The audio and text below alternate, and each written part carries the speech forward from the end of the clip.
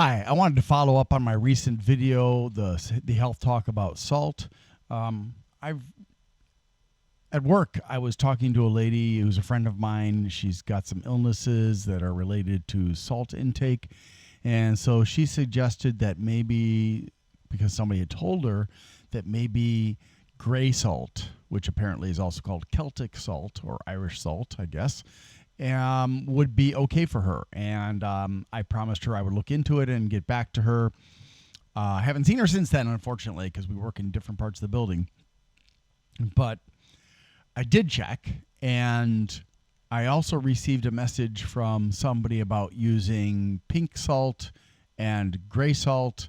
And I'm sure that the reason that they're recommending these is because of the potential health benefits from the minerals that are contained in these salts.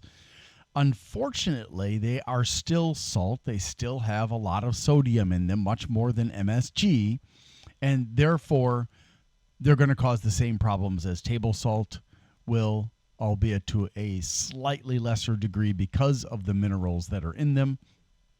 And so for me, they're just not safe. And I just wanted to share that with everybody. So if you have health problems related to salt, stick with potassium chloride, which is called no salt or something like that, or use MSG, which has a fraction of the sodium of regular salt. If you want to every once in a while use pink salt or gray salt, or even on a regular basis, just use very small amounts of it if you feel like you're really going to benefit from the minerals that are in it. But if you're eating correctly, I mean, if you're eating a balanced diet that's very low in processed foods, you should be okay, and you shouldn't have to need to do that. So I just wanted to share that. That's all there is to it. Thanks, and have a great day. Please remember, I am not a medical professional. I've just been studying on my own diet and nutrition since early 2022 when I discovered that I had multiple issues revolving around my heart, including hypertension, palpitations, angina, and atherosclerosis. And that in 2023, I discovered that salt was the main culprit for the majority of those problems, not just hypertension.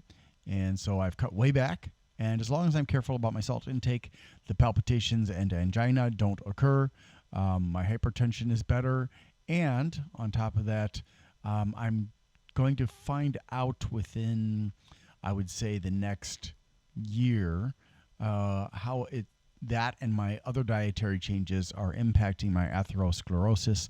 My last test to check my heart for plaque buildup showed 80% calcium, which is higher than it was when I did the test in 2022, which it was between 50 and 74%.